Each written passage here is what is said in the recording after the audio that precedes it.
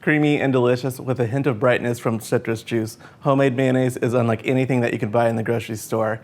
I promise you it is absolutely worth the effort. Hi, I'm Josh. Follow along today as I demonstrate how to make homemade mayonnaise.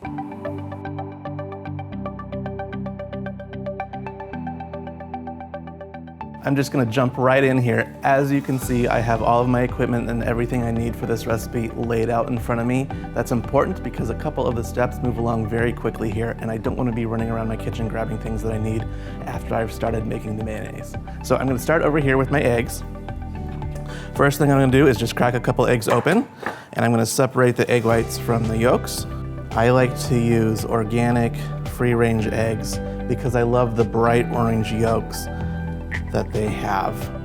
The ingredients in this recipe are very minimal, so I like to use the best quality ingredients that I can. So now that I have my egg yolk separated here, I'm going to squeeze some fresh lemon juice. Now, as I mentioned, there are very few ingredients in this recipe. It's just water, lemon juice, egg yolks, and olive oil with a little bit of salt and pepper at the end there. And it's important to use the best things you can because each ingredient really does have an important place. So for this recipe, I'm going to skip the bottled lemon juice at the grocery store and just use some fresh squeezed lemon juice here. And like my egg yolks, my lemon is at room temperature. I get more juice from it that way. I only need about 2 tablespoons of lemon juice, so that should be plenty from just 1 lemon. And I'm okay if I have a little bit of extra juice there because I might need it at the end as well.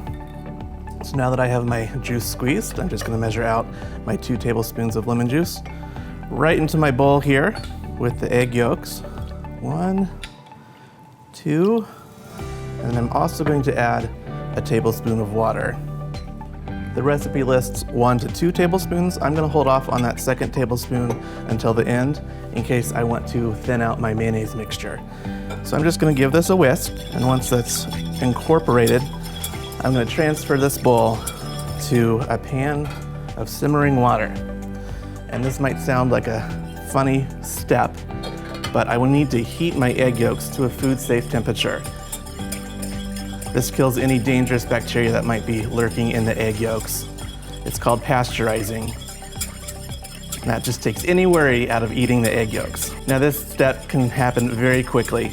It only needs to heat to about 160 degrees, and because there's just a few ingredients in this large bowl, it can heat relatively quickly. And once you start to see it thickening a little bit, it's a good time to start taking the temp. And I can see it starting to foam up and thicken, so I'm gonna stick my thermometer in here and see where we're at. Looks like we are just at the proper temperature. I'm gonna very quickly move this bowl to another bowl filled with ice. And the reason I'm doing this is I don't want scrambled eggs here. So I'm gonna cool my egg yolks down after they've reached that proper temperature. And this can take anywhere from 1 to 2 minutes. But again, it just stops the cooking process, which keeps the eggs from curdling. Now that my egg mixture has cooled down, I'm gonna add a couple more ingredients. First is a ½ teaspoon of salt. Most food needs salt. This just helps bring out a lot of the great flavors from the citrus juice and the olive oil. And then just a dash of white pepper here. If you don't have white pepper, you can use regular ground pepper. That will work fine, but this actually just visually disappears into the mayonnaise. Now that my egg mixture has cooled down properly, I'm going to just transfer it here to my ball jar, which is going to be the perfect shape for emulsifying my egg mixture and olive oil together. Now I have chosen an olive oil that I think tastes great just by itself. I need a cup of it. So that's why it's really important to choose a good quality olive oil. Okay, I have my cup measured. And next to me here, I have my immersion blender. This is one of my favorite kitchen tools. I use it at home all the time. I can make creamy soups with it, even whipped cream.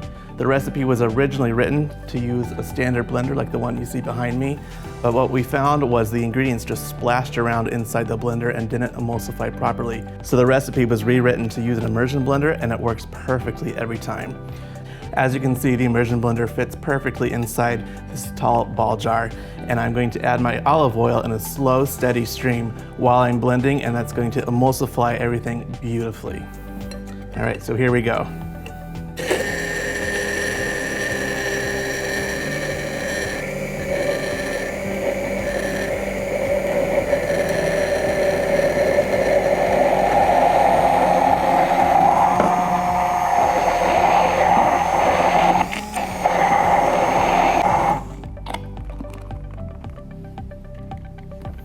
You can see how quickly and easily that mayonnaise came together.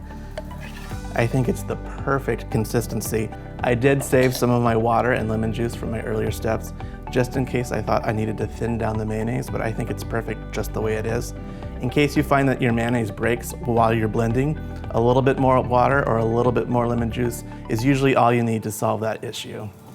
I personally cannot think of a better way to use this delicious mayonnaise than on a BLT sandwich. It's one of my favorites, but there are so many uses for this recipe. You can use it as a base for many dipping sauces.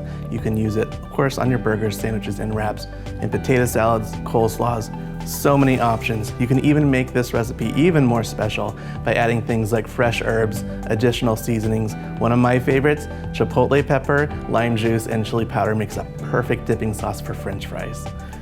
I know you're really going to enjoy this recipe. Thanks for watching.